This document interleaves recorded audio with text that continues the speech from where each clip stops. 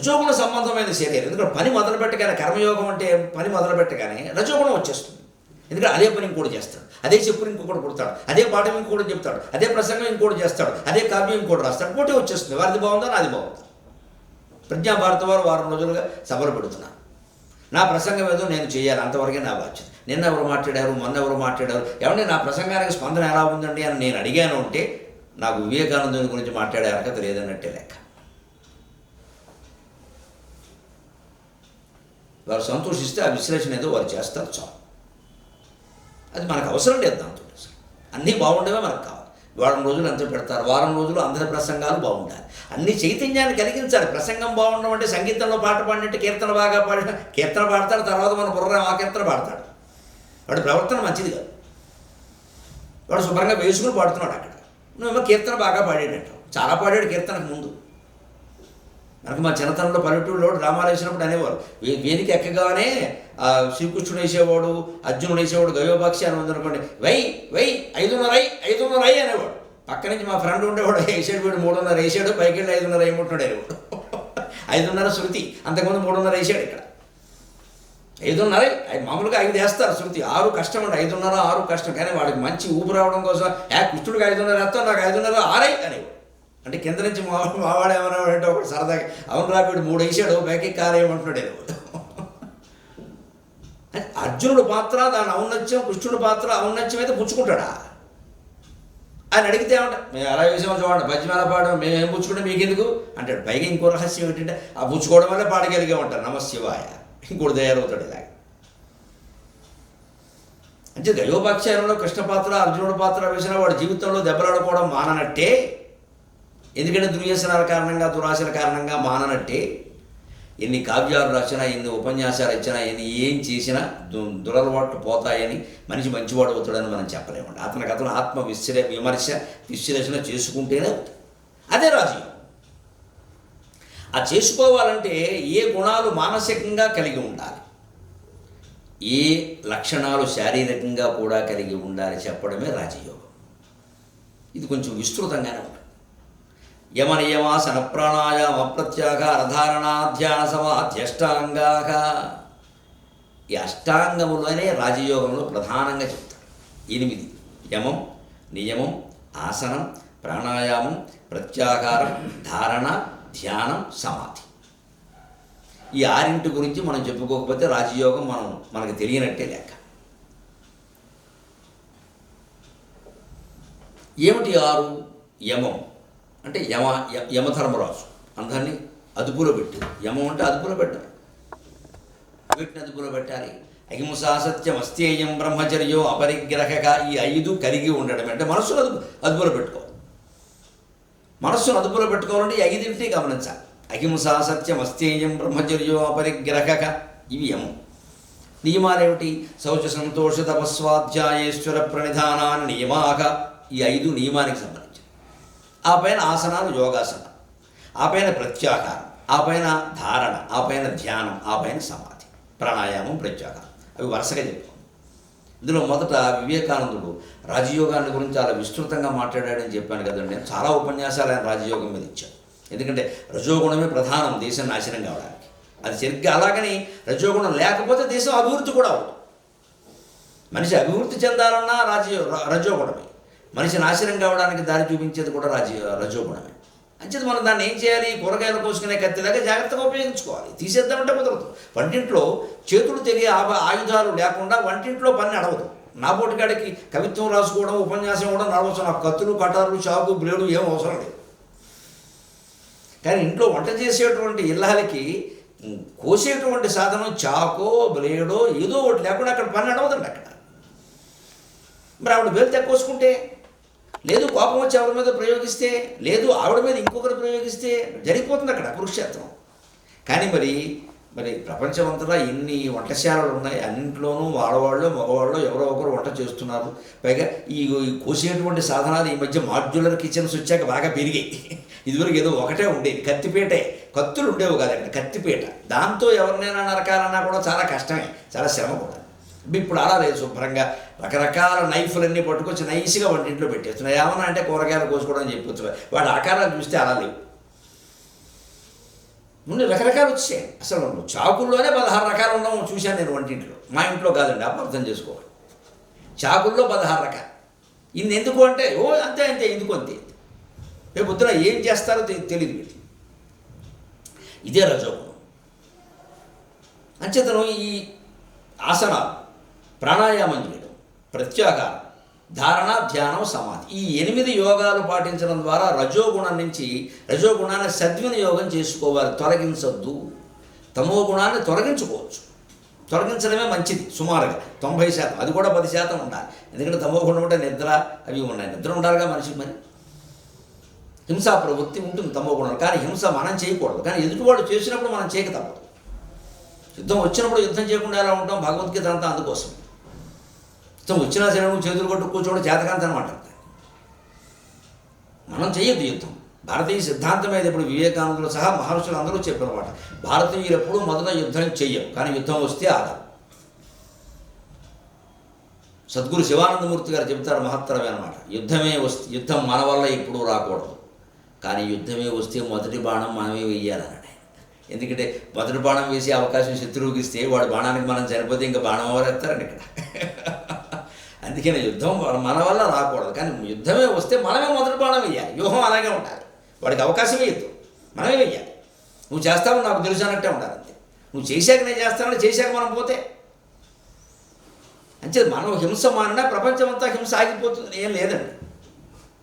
అహింస పరమో ధర్మ, కానీ దాన్ని పట్టుకుని వేలాడైన మతాలు ఇందుకే దెబ్బతిన్నాయి ప్రపంచం అంతా. అహింస చాలా గొప్పది, అహింస చాలా గొప్పది. నిన్ను ఒక చెంప మీద కొడితే రెండో చెంప చూపించు. మాటలు మాట్లాడుకోవడానికి చాలా బాగుంటాయి. చెప్పేవాళ్ళని చూపించమని అలాగా. ఎంతమంది చూపిస్తారో చూద్దాం. ఎన్ని చెంపలు మిగులుతాయో, ఎన్ని చెంపలు పగులుతాయో తెలుసుకుందాం. మనం ఎవడు చెంప పగలగొట్టాం, కానీ మన చెంప పగలగొట్టడానికి ఒకడు వస్తున్నాడని చెబితే ఇద్దరిని ప్రయోగించి 4 చెంపలు పగలగొట్టిస్తాం. అదే భారతీయత. ఊరుకోవడానికి వీలేదు. అక్కడ రజోగుణాన్ని సద్వినియోగం చేసుకుంటాం. మనం చెయ్యం, వాళ్ళు చేస్తే ఊరుకోం. లేకపోతే బతకలేం ప్రపంచంలో. దీనికి మన మనోనిగ్రహం ఉండాలి. ఎదురువాళ్ళ వ్యూహాన్ని గ్రహించగలిగిన శక్తి ఉండాలి. అందుకే యమనియమాసన ప్రాణాయామ ప్రత్యాహార ధారణ ధ్యాన సమాధి అష్టాంగా, ఈ అష్టాంగ యోగాన్ని ఖచ్చితంగా పాటించాలి. దానికి లెక్క ఏమిటంటే యమం అన్నారు. అహింసా సత్యం అస్థేయం బ్రహ్మచర్యో పరిగ్రహగా వివేకానందులు చెబుతారండి. స్పష్టమైన పతంజలి యోగ శాస్త్రంలో ఉండే నిర్వచనాలు చెప్పి వ్యాఖ్యానం చేస్తారు. అహింస అంటే ఏమిటి? ఒకరిలో అహింస అనే ప్రవృత్తి ఉందో లేదో ఎలా తెలుస్తుంది మనకి? పైకి అందరూ చాలా సౌమ్యంగా, పువ్వు కంటే సుకుమారంగా కనపడతారు. ముఖ్యంగా ఇదివరకు మన పాత సినిమాల్లో అయితే కత్తులు రత్తయ్య లాంటి సినిమాల్లో ఎస్వి రంగారావు గారు వేసేవాడు. గళ్ళ లుంగి, ఇక్కడ ఈ బుగ్గ మీద ఒక పెద్ద కత్తి నాటు, భయంకరమైన మీసాలు ఏవో ఉండేవి, పెద్ద బెల్టు. ఇప్పుడు విలన్లు అలా ఉండడం లేదు. బాగా సుకుమారంగా ఆలయాల్లో పూజారుల కంటే పవిత్రంగా కనిపిస్తారు.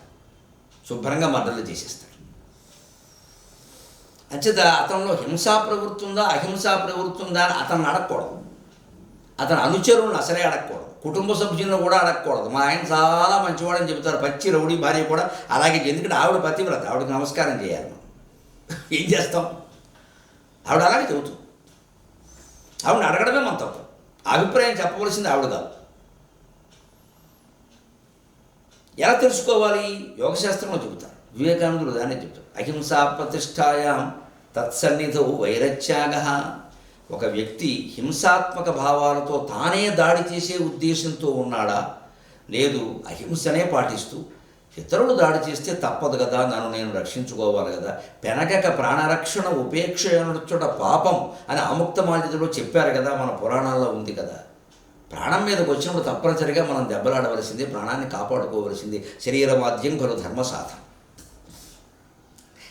ప్రాణం పోయినా మంచిదే, దాని ప్రయత్నం దానికి చేయాల్సిందే. బతుకుతామా లేదా కాదు, ప్రయత్నం అయితే చేయాలి. ఎలాగో చనిపోతాం కదా అని చంపేవేయాలని ఛాతీ చాపి కూర్చోక్కర్లేదు. ప్రయత్నం మనం చేయాల్సింది. అది ఎలా తెలుస్తుంది మనకి? ఆ వ్యక్తి అహింసాపరుడా అంటే తత్సన్నిధో వైరత్యాగ. ఆయన మాట్లాడుతుంటే, లేదా ఆయన ఇంటి అరుగు మీద ఆయన కూర్చుంటే, ఆయన మనకు కనపడితే, ఆయన ఎదురుగా ఒక 5 నిమిషాలు నిలబడి అలా కొంచెం ఆయన కళ్ళల్లోకి సూటుగా చూడమన్నాడు. యోగశాస్త్రంలో చెప్పిన మాట ఇది, వివేకానందులు చెప్పిన మాట. ఆయన ఎదురుగా నిలబడు, లేకపోతే ఆయన నించుంటే నువ్వు కూర్చో, ఆయన కళ్ళల్లోకి సూటుగా చూడు. ఆయన ఉపన్యాసంలో చెప్పే విషయాన్ని నమ్మద్దు, మాట్లాడుతున్నా సరే ఆయన కళ్ళల్లోకి సూటుగా చూడు. నీ మనస్సులో ఉండే ద్వేషభావాలన్నీ పోతే ఆయన అహింసాపరుడే, నీ మనస్సులో ద్వేషభావాలు అలాగే ఉంటే ఆయనలో కూడా హింస ఉన్నట్టే లెక్క అన్నాడు. దీన్ని మించిన నీళ్ళ లిట్మస్ టెస్ట్ వేరే ఉందండి. మొక్కలకి పరీక్షలు చేస్తారే, లిట్మస్ కాగితాలు పెట్టి అవి సరిగ్గా తేలుతాయో లేదో చెప్పలేం, కరోనా పరీక్షలు ఎలా ఉంటాయో కూడా చెప్పలేం. అన్ని రకాలు చూసాం. కానీ వివేకానందుడు చెప్పిన పరీక్ష చాలా గొప్పది. అది పతంజలి చెప్పింది నిజానికి యోగశాస్త్రం. ఆయన ఎదురుగా నువ్వు కూర్చో, ఆయనకి ఏం చెప్పక వింటూనే ఉండు, మాట్లాడుతూనే ఉండు. ఆయన కళ్ళల్లో కళ్ళు పెట్టి చూడు. 5 నిమిషాల్లో నీలో ఉండే శత్రుభావాలు ద్వేషభావాలు తొలగిపోతే ఆయన అహింసాపరుడు కింద లెక్క. నీ మనస్సంతా గందరగోళంగా కచాకచి భుజాభుజి ముష్టాముష్టి బాహాబాహి అన్నట్టుగా ఉంటే ఆయన కూడా 4-5 మద్దతులు చేసినట్టే లెక్క, లేదా చేయడానికి ప్రణాళిక వేస్తున్నట్టే లెక్క. అదే లెక్క. మనమే తెలుసుకోవచ్చు, వాడిని అడగక్క. ఇది అహింస. ఇలా ఉంటున్నామో లేదా మనకు మనం పరీక్ష చేసుకోవాలండి. మన మనస్సు లోపల ప్రశాంతంగా ఆందోళన లేకుండా ఉంది, పడుకోగానే నిద్రపడుతుందంటే మనం అహింసాపరుడమే. తిన్నది వెంటనే అరుగుతోంది అన్న, పడుకోగానే నిద్రపడుతోంది అన్న, మనం అహింసాపరుడమే. మనకి మనమే పరీక్ష చేసుకోవచ్చు. రెండోది సత్యం. ఆయన సత్యమే మాట్లాడుతున్నాడా? వేదికల మీద అందరూ సత్యం మాట్లాడినట్టుగా అనిపిస్తారని నిజంగా ఆ సత్యాన్ని ఆచరించాం. వేదిక మీద కూడా సత్యం చెబుతాడని చెప్పాను. ఇవాళ రాజకీయం గమనిస్తే వేదిక మీద చెప్పేవన్నీ సత్యాలు, వాళ్ళు ఊరించే మాటలు ఉంటాయి, వెనకాల అవి ఏమీ చేయవు. అన్ని వాగ్దానాలే. ఆ వాగ్దానంలో 100కి 1% కూడా అమలు కాదు. మరి మీరు ఎలా తెలుసుకోవాలి? సత్యప్రతిష్టాయాం క్రియాఫలాశ్రయత్వం. అతను సత్యాన్ని పాటిస్తున్నాడా లేదా అనేది తెలియాలి అంటే అతను ఎప్పుడైనా అలవోకగా ఏదన్నా మాట అంటే అది జరగాలి అన్నాడు. క్రియాఫల ఆశ్రయత్వం. ఆయన శాపం ఇచ్చినా సరే, వరం ఇచ్చినా సరే అది అమలైంది అంటే ఖచ్చితంగా అతను సత్యాన్ని పాటిస్తున్నట్టు లెక్క. ఎందుకంటే యోగశాస్త్రంలో చెబుతాడు, వివేకానందుడు కూడా చెప్తాడు అన్నమాట. 3 సంవత్సరాల పాటు వదలకుండా పరిహాసానికి కూడా నేను అబద్ధం ఆడను అని ఎవరైనా వ్యక్తి ప్రతిజ్ఞ చేసుకుని ఇంటా బయట ఎక్కడా ప్రాణం పోయినా సరే అబద్ధం ఆడకుండా 3 సంవత్సరాలు ఉండగలిగితే తర్వాత వాడు ఏదంటే అది అవుతుందన్నాడు. సత్యం అంత గొప్పది. ఎందుకు అవుతుంది? ఇంతవరకు వీడు ఏది అయిందో అదే అన్నాడు, కాబట్టి ఇక మీద వీడు ఏదంటే అది అవుతుంది. అయిందాన్నే అన్నాడు ఆయన, అబద్ధాన్ని అనలేదు. ఖచ్చితంగా సత్యమే చెప్పాడు, ప్రాణం పోతున్నా సరే, కాబట్టి ఆయన ఏదంటే అది అవుతుంది. ఇది సత్యప్రతిష్టాయాం క్రియాఫలాశ్రయత్వం. ఆయన వాళ్ళ కురుస్తాయంటే కురుస్తాయి. కోపం వచ్చి ఎవరితో దేశ కరువు కాటకాలు వచ్చేస్తే మొత్తం వస్తాయి అంతే లెక్క. కేరళ ఉదాహరణ, కాలడి ఉదాహరణ, శంకరాచార్య పుట్టిన ప్రదేశం ఉదాహరణ. ఆ మహానుభావుడు ఒక్కడే కొడుకు, తండ్రి లేడు, తల్లి చనిపోయింది. ఆయన అప్పటికే సన్యాసం పుచ్చుకున్నాడు. కర్మ ఆయన చేయకపోతే ఎవరు చేస్తారండి? ఊళ్ళో పండితులకి శాస్త్రాలు లెక్క, సందర్భం పట్టించుకోరు. మూర్ఖత్వం అంటే అదే. శాస్త్రాలన్నీ మనిషి సౌకర్యం కోసం పుట్టాయి, మనిషిని ఏడిపించడానికి కాదు. శాస్త్రాలన్నీ పరిస్థితులను బట్టి అన్వయిస్తాయి. తండ్రి లేడా, ఆవిడకి భర్త లేడా, తల్లి చనిపోయిందా, ఈయన ఒక్కడే కొడుక, ఆడపిల్లలు మగపిల్లలు ఎవరూ లేరా, ఈయన ఒక్కడు సన్యాసం పుచ్చుకున్నాడా వేరే కారణాల వల్ల.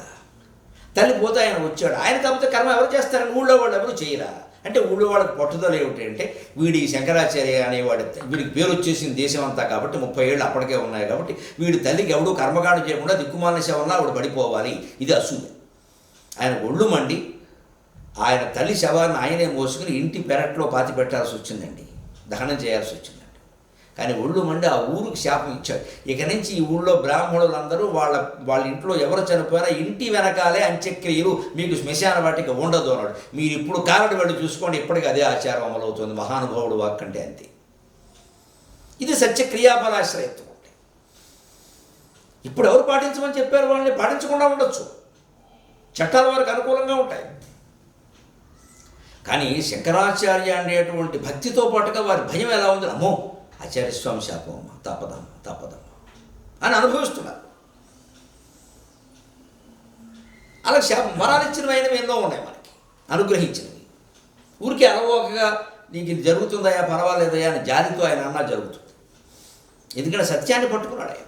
మనమేనా అంతే, సత్యమే మాట్లాడాలని నిబంధన పెట్టుకుంటే ఖచ్చితంగా మనం అన్నది అవుతుంది. అంటే మనం అన్నది సంకల్పం సిద్ధించాలంటే సత్య సంకల్పం కావాలి అంటే సత్యం ఉంటే సంకల్పం సిద్ధిస్తుంది. అహింసా సత్యం. అస్థేయం అస్థేయ ప్రతిష్టాయాం సర్వరత్నోపస్థానం. ఎవరికైనా డబ్బు మీద బంగారం మీద కాంక్ష ఉందా లేదా అంటే ఒక పరీక్ష లెక్క అన్నాడు. ఆయన అడిగితే నాకు ఏమీ లేదండి, అసలు నేను ఏమీ అడగనండి అంటాడు. వెనకాల శిష్యులు నొక్కేస్తూ ఉంటారు. శిష్యులు పెట్టేస్తారు, ట్రస్టులు పెట్టేస్తారు శుభ్రంగా. వ్యక్తి అడిగితే ఎంత ఇస్తారండి? 5,000 ఇస్తారు, 10,000 ఇస్తారు. ట్రస్ట్ పేరు మీద అడిగితే 5 లక్షలు ఇస్తారు, 10 లక్షలు ఇస్తారు. సరే, కార్యక్రమాలు ఎక్కువ కదా. ఆ ట్రస్టులో ఎవరు ఉంటారు? వీరు భార్య, పిల్లలు, మేనమామ, మేనత్తలు ఉంటారు. అయిపోయింది. కొన్నాళ్ళు నడుపుతారు. తర్వాత గుటగా స్వాహ ట్రస్ట్ ఏదన్నామా అయిపోయింది లెక్క. అందులో అన్ని వాళ్ళే ఉన్నారు, మొత్తం నొక్కేశారు. ఆ స్థలం అమ్మేశారు. దానికి ఒక బిల్డింగ్ కడతారు ప్రజల డబ్బులతో. ఆ బిల్డింగ్ ఆ స్థలం అమ్మేస్తారు, కోట్లు వస్తాయి. ఇదే జరిగేది భాగవతం. అంచేతను ఆయనకి డబ్బు ధనకాంక్ష ఉందా లేదా, ఆయనకి బంగారపు మీద కాంక్ష ఉందా లేదా అని అంటే ఎలా తెలుస్తుంది అంటే సర్వరత్నోపస్థానం. ఆయన వద్దంటున్నా సరే ఆయనకి ఆభరణాలు వచ్చి పడుతూ ఉంటాయి. అన్ని రకాల రత్నాలు శ్రేష్టమైనవన్నీ ఆయన దగ్గర చేరుతూ ఉంటాయి. కోరికలు లేని వాడి దగ్గరే ఇవి చేరతాయి. ఆయన ఆశించకుండానే చేరతాయి. ఆయన చేరిన ఆయన దృష్టి ఎలా ఉంటుందంటే అవి ఉన్నా లేనట్టే ఉంటుంది. ఉన్నాయి కాబట్టి ధరిస్తారంతే. మాబోటిగాళ్ళ అంతే ఆభరణాలన్నీ ఎవరో ఇచ్చినవేనండి, నాకు అబద్ధం ఆడాల్సిన పని ఉంది. ధరిస్తాం. ఎందుకంటే ఈ కంకణం ఇలా వేసుకుంటే, ఈ ఉంగరం ఇలా పెట్టుకుంటే చూసిన వాళ్ళు, పెట్టిన వాళ్ళు, వేసిన వాళ్ళు మనం పెట్టింది గరికపాటి వారు వేసుకున్నారని సంతోషిస్తారు. అంతే, అంతవరకు. మళ్ళీ ఇది ఏదైనా పోయిందంటే నేను ఏడిచాను అంటే నేను మళ్ళీ వివేకానంద మీద మాట్లాడడానికి నాకు యోగం లేనట్టే లెక్క. ఇది వారు పెట్టకముందు లేదు, తర్వాత ఉంటుందో ఉండదో నాకు తెలియదు. నాకు సంబంధం లేదు. దాంతో ఉంది, వేసుకున్నాం అంతే. గౌరవం ఇచ్చిన వారి మీద గౌరవం. ఇంకా వాటి గురించి గొప్పలు చెప్పాల్సిన అవసరం ఏంది? ఇచ్చిన వారి మీద గౌరవం లేదు, మానేస్తాం. మనం ఇచ్చాము, మనం ఇచ్చేస్తాం. ఆశించిన వాడి దగ్గరికి అన్నీ చేరుతూ ఉంటాయి. ఇది మనం గుర్తులో పెట్టుకోవాలి. ఇది రాజయోగంలో ప్రధానం. అప్పుడు మనస్సులో మనం ఆశించక్కర్లేదు. అలాగని అన్నీ చేరడం కోసం ఆశించకుండా ఉండడం అని ఒకటి పెట్టుకోకూడదు. అది మళ్ళీ కృత్రిమం అవుతుంది. అది కృత్రిమం అవుతుంది. అహింసా సత్యం అస్థేయం బ్రహ్మచర్యగా ఇవాళ విద్యార్థులకు చెప్పవలసిన మాట. ఎంతమంది వింటారో, ఎంతమంది పాటిస్తారో నాకు తెలియదు, కానీ నేను గృహస్థునైనా నా పిల్లలకి చెప్పినట్టుగానే మీకు చెబుతాను. బ్రహ్మచర్య ప్రతిష్టాయాం వీర్యలాభక. ఇవాళ బ్రహ్మచర్యాన్ని గురించి ఎవరూ మాట్లాడరు. అందుకే దేశం నాశనం అయిపోతుంది.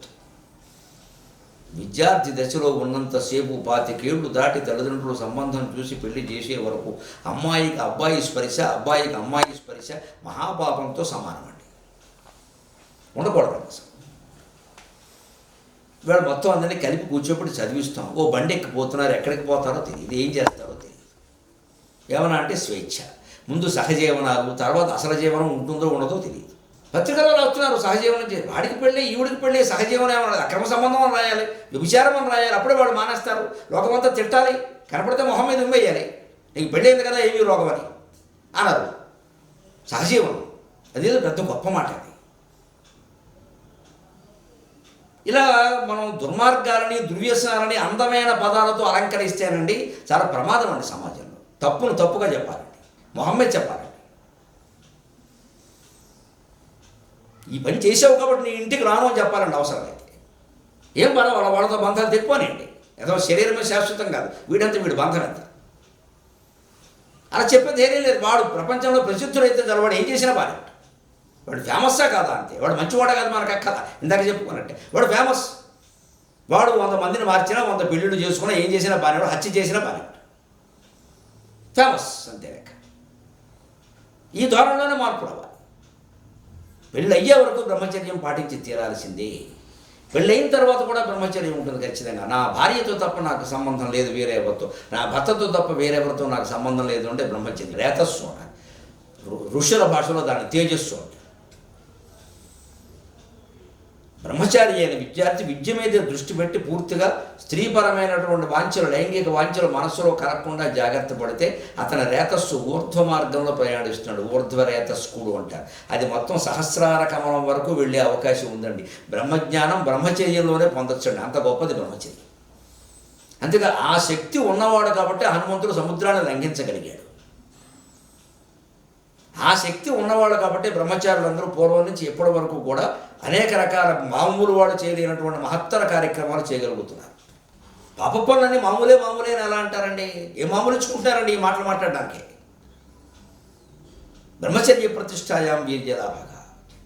ఐదవది, చివరిదైనా చిన్నది కాదు. అస్తే బ్రహ్మచర్య అపరిగ్రహస్థైర్యే జన్మాంతర కథా సంబోధక. అపరిగ్రహస్థైర్యే, ఎవరి నుంచి ఏమీ పుచ్చుకోకపోవడం, అంతేకాదు తనకి ఉన్న వాటిని కూడా త్యాగం చేయడం. అపరిగ్రహం అంటే మామూలుగా ఉన్న అర్థం అంటే పరిగ్రహం అంటే పుచ్చుకోవడం, అపరిగ్రహం అంటే ఎవరి నుంచి ఏ దానాలు గ్రహించకూడదు. కానీ పరిగ్రహానికి శంకరాచార్య స్వామి భగవద్గీత వ్యాఖ్యానంలో చాలా గొప్ప విశేషం చెప్పారు. ఇటీవల చూశాను నేను, అలా గొప్ప అర్థం రానుకున్నాను. పరిగ్రహం అంటే కేవలం పుచ్చుకోవడం అని కాదు. పరిగ్రహం అంటే ఎవరిని ఉన్న వస్తువులు కూడా ఇచ్చాడు, అది అపరిగ్రహం. పరిగ్రహం అంటే పుచ్చుకోకపోవడం అపరిగ్రహం. అలాగే పరిగ్రహం అంటే వస్తువులు సేకరించడం, అపరిగ్రహం అంటే ఉన్న వస్తువులు కూడా దానం ఇచ్చాడు. మనకి ఇన్ని అవసరమా, ఇన్ని పంచెలు అవసరమా, ఇన్ని ఏదో రుమాళ్ళు అవసరమా, ఇన్ని వాహనాలు అవసరమా, ఇన్ని వస్తువులు అవసరమా, ఇన్ని సోఫాలు అవసరమా, ఇన్ని కుర్చీలు అవసరమా, ఇన్ని బీరువాలు అవసరమా, లేని వాళ్ళు ఎంతమంది ఉన్నారు ఊళ్ళో ఇచ్చేద్దాం. ఇన్ని బట్టలు అవసరమా, ఇన్ని చీరలు అవసరమా. బంగారం నగలైతే ఇవ్వలేకపోవచ్చండి, బట్టలు ఇవ్వలేవా అండి, ఆ మాత్రం దానం చేయలేమా అండి. ఎందుకు పెంచుకుంటామండి బీరువాలు. ఏది ఎక్కడుందో కూడా తెలియదు.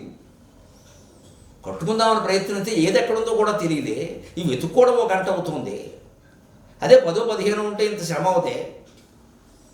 పోనీ 25, 30, 50, 100 లేదండి 500, 600 ఎందుకో తెలియదు. ఇవన్నీ పోయినా సరే కప్పేది పైన ఒక్కటే, రెండోది కప్పాలి. ఎందుకు వచ్చిన పెంచుకుంటున్నావు ఇవన్నీ? ఇదే అపరిగ్రహస్థైర్యే జన్మాంతర కథా సంబోధక. దానికి ఎంత గొప్ప ప్రయోజనం ఉంటుందంటే వివేకానందుడు చెబుతున్నాడు పతంజలి యోగ సూత్రాల ఆధారంగా, మీరు ఎవరి దగ్గర ఏమీ పుచ్చుకోకూడదు, మీకున్న వస్తు సంభారం కూడా తగ్గించుకోవాలనే దానాలు ఇవ్వడం మొదలు పెడితే దానివల్ల జన్మాంతర కథా సంబోధక, మీ పూర్వజన్మ రహస్యాలు మీకు తెలుస్తాయి. దానివల్ల చాలా జాగ్రత్తగా ఉంటారు. ఉత్తర జన్మ ఉత్తమమైనది రప్పించుకోవడం మీ చేతుల్లోనే ఉంటుంది. అపరిగ్రహం అంత గొప్పది. ఎవరి దగ్గర ఏమీ పుచ్చుకోకపోవడం, మనమే దానం ఇచ్చేయడం. ఈ రెండూ పాటిస్తే జన్మాంతరమైన విషయాలు తెలుస్తాయి. ఎలా తెలుస్తాయి? ఆ లాజిక్ నేను చెప్పాలిగా, వివేకానందుడు చెప్పడం.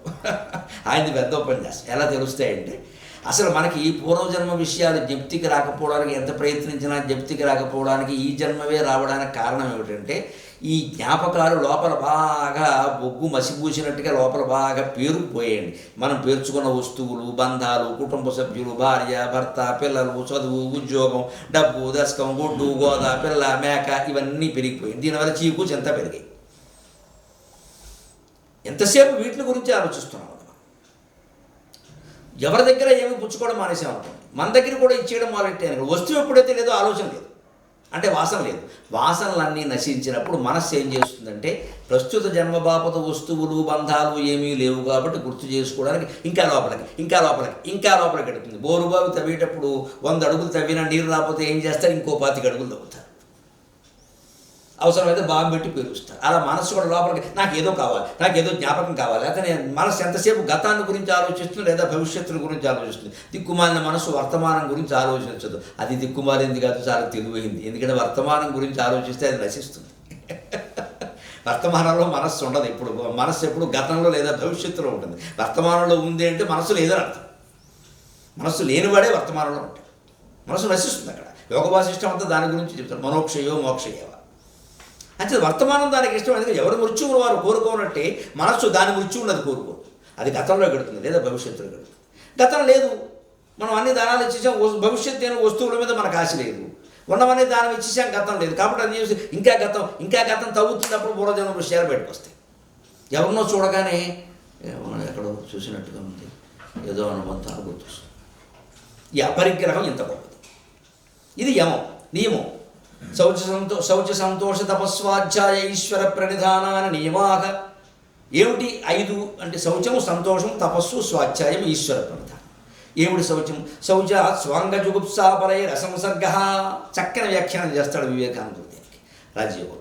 శౌచాత్ స్వాంగ జుగుప్స పరై రసంసర్గ. మనం ఇవాళ ఎవరైనా సరే, పెద్దవాళ్ళని, కుర్రవాళ్ళని, మీరు ఎవరైనా సరే, ఏమైనా స్నానం వల్ల ప్రయోజనం ఏమిటంటే అసలు కొత్త ఉత్సాహం వచ్చినట్టుగా ఉంటుంది. అసలు ముచ్చట షవర్ అండి. షవర్ పడుతుంటే అసలు శివుడికి అభిషేకం చేసినట్టే. బ్రహ్మాండంగా అసలు సినిమా పాటలన్నీ అప్పుడే వస్తాయండి అంటాడు. పైనుంచిన పడుతుంటే ఎన్నవాళ్ళకి గుర్తొచ్చా నేవానా, ఇన్నవాళ్ళని దాక్కుంటా పైన అని పడుతుంటాడు. పైన ఎలుగుబంటి దాక్కుంది బాత్రూంలో, వీడికి తెలియదు. ఇవన్నీ బాగానే ఉంటాయండి. కానీ స్నానానికి పతంజలి చెప్పిన ప్రయోజనం అది కాదు. శౌచాత్ స్వాంగ జుగుప్సా పరై రసంసర్గ. స్నానం నియమం తప్పకుండా పొద్దున్న సాయంత్రం చేస్తే కొన్నాళ్ళకి తన శరీరం మీద తనకే విరక్తి వస్తుంది. స్వాంగ జుగుప్స. ఎందుకని? యథవ శరీరం పొద్దున్న సొంతూరు సబ్బు, సాయంత్రం పొరుగురు సబ్బు పెట్టి గేదెని తోమినట్టు తోమాను. ఏమిటి ఎన్నాళ్ళు తోమాలి, ఎన్నాళ్ళు ఈ స్నానాలు, ఎన్నాళ్ళు ఈ పానాలు, ఎన్నాళ్ళు ఇవన్నీ తిండాలు, తిన్నామా పడుకున్నామా తెల్లారిందా అదే తిండి, అదే పడక, అదే స్నానం, అదే సబ్బు, కర్మ కదండి ఇదంతా. ఎన్నాళ్ళు తోమాలి. గేదెని గడ్డెట్టి తోమని, గేదె మనకంటే అదృష్టవంతురాడు, దాన్ని ఎవడో తోముతాడు, మనమే తోముకోవాలి. గేదె తాను తోముకోదు, ఎవరో తోముతాడు. ఎంత మహారాజు భోగమో, మన తోమేవాడు మనమే తోముకోవాలి అని విసుగుసు. అదే స్వాంగ జుగుప్స. అంతేకాదు పరైన అసంసర్గ. తన శరీరం మీద తనకే విరక్తి ఎప్పుడైతే వచ్చిందో ఇతర శరీరాల మీద కాంక్ష ఉండదండి. కామవాంఛలు నశించడానికి, బ్రహ్మచర్యం బలపడడానికి స్నానం బాగా ఉపయోగపడుతుంది. స్నానం చేసేటప్పుడు రావాల్సిన ఆలోచన అది. అందుకే శంకరాచార్య స్వామి స్నానం చేస్తూ కూడా ఊరికే ఏదో తర్కశాస్త్రం వ్యాకరణం ఎందుకు చదువుతావయ్యా, డుక్లీకరణే భజ గోవిందం గోవిందం భజ మూఢమతే సంప్రాప్తే సన్నిహితే కాలే నహి రక్షతి డుక్లీకరణే భజ గోవిందం గోవిందం భజ మూఢమతే. స్నానం చేసేటప్పుడు కూడా ఈగోలు ఎందుకయ్యా, తర్కం వ్యాకరణం ఉంటూ సినిమా పెడితే ఇప్పుడైతే సినిమా పాటలు అంతే కదా. ఎందుకయ్యా, కాస్త గోవిందనామాలు చదువుకోవయ్యా, భగవంతుడు స్మరించుకోవయ్యా. ఈ స్నానం శరీరం పవిత్రమైతే ఎంత ఉత్సాహంగా ఉంది, మనస్సు పవిత్రమైతే, ఆత్మకేమీ అంటకుండా ఉంటే ఎంత పవిత్రంగా ఉంటా, అది శౌచం. ఇప్పుడు మనం ఆలోచిద్దాం, బాహ్య శౌచంతో పాటు మానసిక శౌచం ఎంత ముఖ్యమో. సంతోషం రెండోది. సంతోషం అంటే సంతోషాద్ అనుత్తమ సుఖలాభక. నిజంగా సంతోషం అంటే ఏమిటంటే, చిన్నపిల్లల్ని పలకరించండి. పొద్దున్నే లేవగానే ఒక కూరాడు అంటాడు సరదాకి, నాన్నగారు ఈవేళ నాకు 2 హ్యాపీస్ ఉన్నాయి అంటాడు. సంతోషం ఏమిటా 2 హ్యాపీస్? ఈవేళ మీరు హోటల్కి తీసుకెళ్తా అన్నారు, అక్కడి నుంచి అలా సినిమాకి కూడా వెళ్ళొస్తాను, 2 హ్యాపీస్ అంటే. ఆ కుర్రాళ్ళ మనం ఆలోచిద్దాం కాసేపు. ఆ కుర్రాడు అలా అంటే తప్పే ఉందని, చిన్నపిల్లాడు కదా. కానీ అతను ఏమనుకుంటున్నాడు, ఈ సినిమాకి వెళ్ళడం, తర్వాత హోటల్కి వెళ్ళడం సంతోషం. టక్కని తండ్రి, ఒరే నాకు ఇవాళ పనుందిరా కుదరదురా అనుకో, వాడు మొత్తం హ్యాపీ సార్ అవుతుంది. మీరు ఎప్పుడైతే చెబుతారో తీసుకెళ్తారు అంటే ఇది సంతోషం కాదు. ఇది తండ్రి తీసుకెళ్ళడం మీద, ఆ హోటల్ ఏదో తీసి ఉండడం, వీటికి కావాల్సిన టిఫిన్ లేవు అక్కడ దొరకడం లేదు, ఆ సినిమాకి వెళ్ళినా కూడా అది బాగుండాలిగా, వీటన్నిటి మీద ఆధారపడింది. ఇది సుఖం అవుతుంది కానీ సంతోషం కాదు, ఆనందం కాదు. సంతోషం కాదు, ఆనందం అసలే కాదు. మరి నిజమైన సంతోషం ఏమిటి అంటే అనుత్తమ సుఖలాభక. అనుత్తమక అంటే సంస్కృతంలో అర్థం ఏమిటి అంటే ఉత్తముడు కానివాడు. తెలుగులో నైతత్పురుష సమాసం చెప్పకూడదు. తస్మాత్ ఉత్తమో నాస్తి అనుత్తమ. అనుత్తముడు కానివాడు. అనుత్తమ సుఖలాభ అంటే మామూలు సుఖాలన్నీ ఇందాక అనుకున్న హ్యాపీనెస్ లాంటివి ఇవి పరిస్థితుల మీద ఆధారపడి ఉంటాయి. అవి నిజానికి హ్యాపీనెస్ చెప్పలేము. జరిగితే హ్యాపీ, లేకపోతే ఫ్లాపీయే.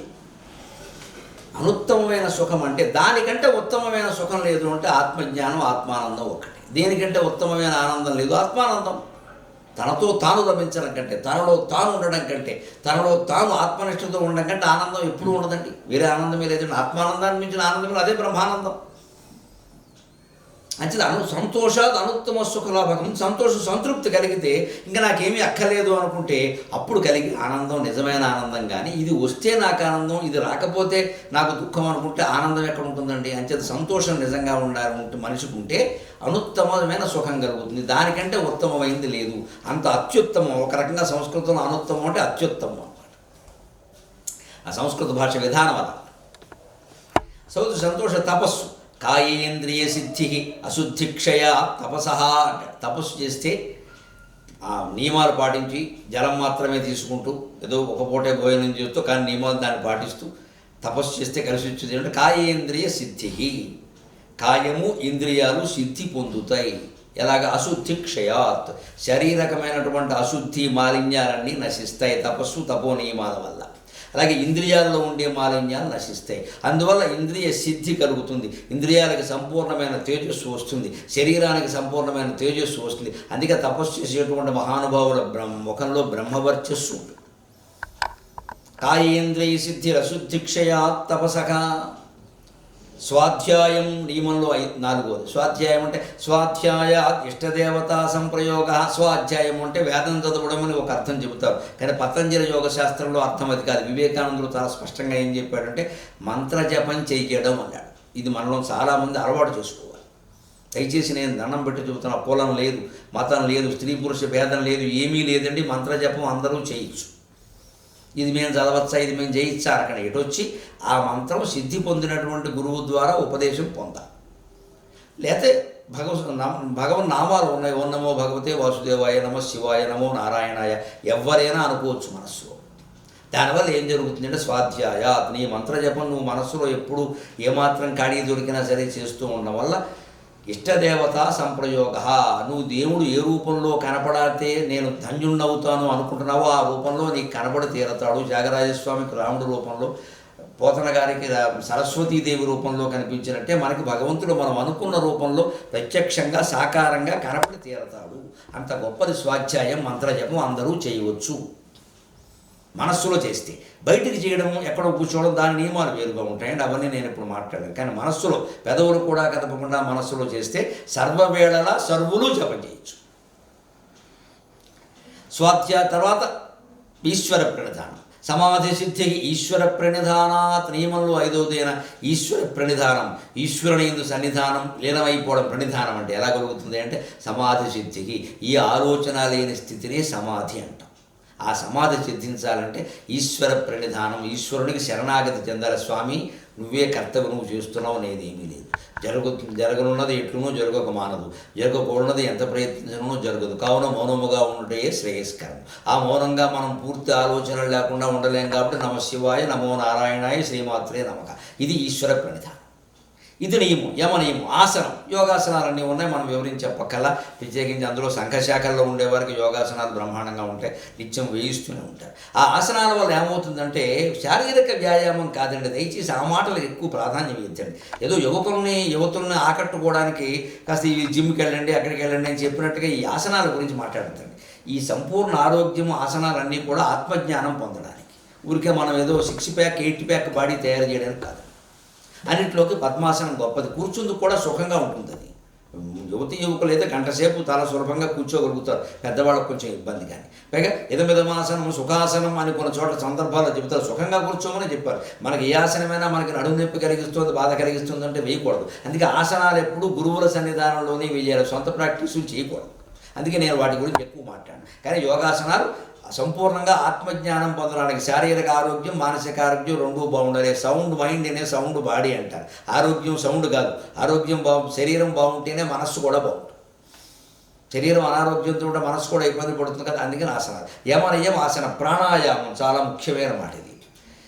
పైకి గాలి పీల్చడం పూరకమైతే, వదిలిపెట్టడం రేచకమైతే, మధ్యలో దాన్ని అట్టిపెట్టడం కుంభకం. ఇది ఒక ప్రాణాయామం. ఇలా ఖచ్చితంగా పొద్దున్న సంధ్యావందనానికి ముందు ఒక గాయత్రి మంత్ర జపం ప్రకారం 28 ప్రాణాయామాలు, సాయంత్రం కూడా మళ్ళీ 28 ప్రాణాయామాలు చేస్తే పూర్తిగా ప్రాణ ఆయామం, ఊపిరిని మనం సాగదీశాం కాబట్టి, వెడల్పు చేశాం కాబట్టి ఆయుర్దాయం పెరుగుతుంది. ఆయుర్దాయం ఎప్పుడు జ్యోతిష్ శాస్త్రంలో సంవత్సరాల్లో మనకు చెబుతారు. కానీ మనిషి ఆయుర్దాయం ఎలా ఉంటుందంటే ఎన్నిసార్లు ఊపిరి తీస్తాడు అని ఉంటుంది. 3,72,82,406 సార్లు ఊపిరి తీస్తాడు అని జ్యోతిష్ శాస్త్రవేత్త చెప్పాడు అనుకోండి. వీడు ఈ రోజు నుంచే ఊపిరి తీసినప్పుడల్లా మైనస్ లెక్కెట్టేస్తూ ఉంటాడు, కొంపలు అట్టుకుపోయి మన్నాడే పోతాడు. అందుకని చెప్పాలి నిమిషానికి ఎన్ని, గంటకి ఎన్ని, రోజుకి ఎన్ని, సంవత్సరానికి ఎన్ని అని లెక్క తీసి బాబు నువ్వు పూర్ణాయుర్దాయం అయ్యా అంటారు. అంటే ఈ కోట్లు ఎలా ఉందంటే 80 ఏళ్ళకి సరిపడగా ఉందన్నమాట. పూర్ణాయుర్దాయం అంటే 72 లెక్క. 72,000 నాడులు, 72 సంవత్సరాలు. అంచేతను ప్రాణాయామం వల్ల మన ఆయుర్దాయం పెంచుకోవచ్చు. మన కర్మఫలాల ప్రకారం మనకి ఈ లోకంలో ఈ భోగాలు దుఃఖాలు అనుభవించవలసిన వయస్సు 70 ఏళ్ళే ఉందనుకుందామండి. కానీ ప్రాణాయామం చేయడం ద్వారా 70, 75, 80 కూడా చేసుకోవచ్చు. అది ఖచ్చితంగా నిర్ణయింపబడిందని చెప్పక్కర్లేదు. ప్రాణాయామం ద్వారా అది మారుతుంది. అలాగే సరిగ్గా చేయకపోతే పోతుంది కూడా.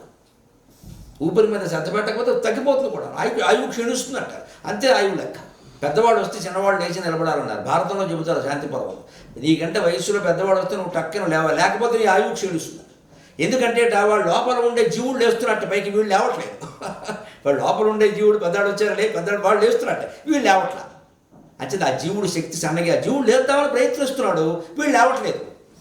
అందుకని ఏమైపోతుంది, ఆ జీవుడు కోరిక సన్నగిల్లిపోతుంది. అంతే జీవుడు సన్నగిలితే ఆయుర్దాయం తగ్గిపోతుందిగా. అందుకని పెద్దవాళ్ళు లాగా వేసినారు అనమాట. నమస్కారం పెడితే ఆయువు పెరుగుతున్నారు. నమస్కారానికి ఎంత శక్తి ఉందంటే ఉంది. భీష్ముల వారు చెప్పారు, నమ్మితే నమ్మల్ని అదే లేదు, నేనేం చేయను, ఉంది అది. వాస్తవంగా కూడా లోపల జీవుడు ప్రయత్నిస్తున్నాడు, దేహం సహకరించట్ల. అటువంటిప్పుడు ఘర్షణ తప్పదు కదా, అప్పుడు ఆయుర్దాయం తగ్గిపోతుంది. ఘర్షణ పెరిగిందంటే ఆయుర్దాయం తగ్గుతుంది, ఘర్షణ లేదంటే శాంతి కారణంగా ఆయుర్దాయం పెరుగుతుంది. అంతే ప్రాణాయామం. ప్రత్యాహారం చాలా ముఖ్యం. ప్రత్యాహారం లెక్కల్లో కూడా వాడతారు. అత్యాహారం, ప్రత్యాహారం వ్యాకరణంలో వాడతారు. ప్రత్యాహారం అంటే ఏమిటి? తాబేలు అలిక్కిడి అవ్వగానే 4 కాళ్ళు తల లోపలికి లాగేసుకున్నట్టే చెడ్డ శబ్దం వినబడగానే, మనం చూడకూడని రూపాలు కనపడగానే, ముట్టుకోకూడని స్పర్శలు మనకు తగులుతున్నప్పుడు మనస్సును లోపలికి లాక్కోవడం ప్రత్యాహారం. ఇది ధారణ, అలా నిలబెట్టుకోగలగాలి. ఆ ప్రత్యాహారం తర్వాత ధారణ, ధ్యానం, సమాధి. యమ, నియమ, ఆసన, ప్రాణాయామ, ప్రత్యాహార, ధారణ, ధ్యాన, సమాధి. ధారణ అంటే ఏమిటి? ఈ ప్రత్యాహార స్థితిలో, మనస్సును లోపలికి లాగిన స్థితిలో నువ్వు ఎంతసేపు ఉండగలిగావు అనేది ధారణ. ధరించి ఉండడమే ధారణ. ధారణ అంటే ధరించడమే కదా. ఈ మనస్థితి, ఈ ఇంద్రియాలను మనస్సును లోపలికి లాక్కుని సమాధి నిష్ట అన్నాను. ఎంతసేపు ఉండగలవు? 7 సెకండ్లు ఉంటే చాలు ధారణ అన్నారు. అది కొంచెం పెంచి 7 ఏళ్ళు 49 సెకండ్లు ఉంటే ధ్యానం అన్నారు. అది కొంచెం పెంచి 7:49 343 సెకండ్లు అంటే 6 నిమిషాల 43 సెకండ్లు అంటే 5 నిమిషాల 43 సెకండ్లు అంటే సుమారుగా 6 నిమిషాలు నువ్వు మనస్సును లోపలికి పెట్టుకుని ఏకాంతంగా ఏ ఆలోచన లేకుండా ఉండగలిగితే సమాధి సిద్ధించినట్టే అన్నారు. ధారణ, ధ్యాన, సమాధి ఇవి అష్టాంగం. 6 నిమిషాలు మనస్సును నిగ్రహించుకుని ఏ ఆలోచన లేకుండా ఉండడం కష్టమైతే, సమాధి స్థితి అయితే 6 గంటలు ఉన్నాం, 3 గంటలు ఉన్నాం, బహుశా అది మూర్ఛయి ఉంటుందండి. ఎవరిని నమ్మక్కలేదు. మూర్చిపోయిన వాడు ఉంటాడు, మళ్ళీ రేపేవాడు, తాళం పెట్టకపోతే పోతాడు కూడా. ఇవన్నీ నమ్మక్కలేదండి. ఇది రాజయోగంలో ప్రధానం. ఈ అష్టాంగ యోగాన్ని పాటిస్తే రజోగుణం అదుపులోకి వచ్చేస్తుంది, ఖచ్చితంగా సద్వినియోగంలో పెడుతుంది.